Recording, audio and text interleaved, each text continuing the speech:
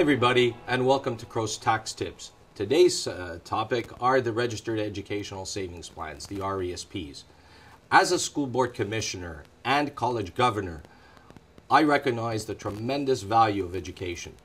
Parents often ask me, is there some way that I can set up my children's education and at the same time save some tax? Indeed, there is, the RESP. Here's how it works.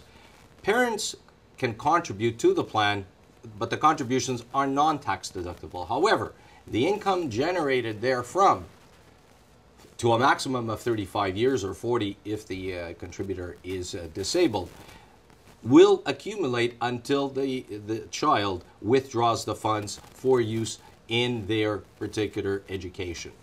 Then, when taxed at presumably low rates, as a student in the future, okay, the income tax is thus reduced. For RESPs, unlike RSPs, one cannot catch up for contributions not made previously. So there are no annual limits, but contributions can reach to a maximum of $50,000.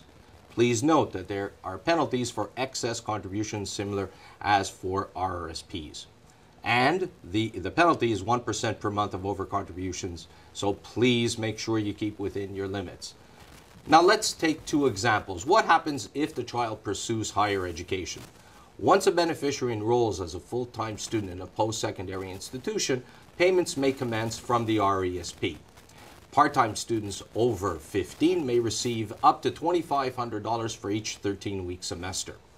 Note, the qualifying expenses are living expenses, tuition fees, and books. Now let's say the child does not pursue higher education by the age of 21. What happens? Canadian residents having contributed to the plan for a minimum of 10 years may transfer their or the spouse's RSP within their contribution limits to a total of $50,000. Excess amounts are subject to a 20% tax plus another 12% for Quebec taxpayers. Quebec has another plan. New provisions this year allow for students in vocational training or post-secondary studies to provide for families under $37,179 to the extent of 20% of the grant invested on the first $500 of their annual RSP contributions, and for families over that amount but less than $74,357 to receive a 15% grant of this amount invested on the first $500 of RESP contributions. For families over $74,357, the grant is 10% of the amount invested to a $2,000 maximum.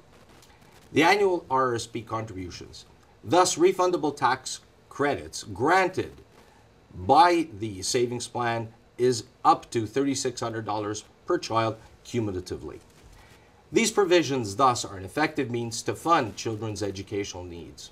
The optimum balance with the parents' RSP and other plans must be evaluated on a case-by-case basis. We're ready to help you in this regard to figure out which is the best mix to get out the best value for your dollars and to save tax at the same time. This is James Cremita, CA-CPA, and I hope you have found this presentation helpful.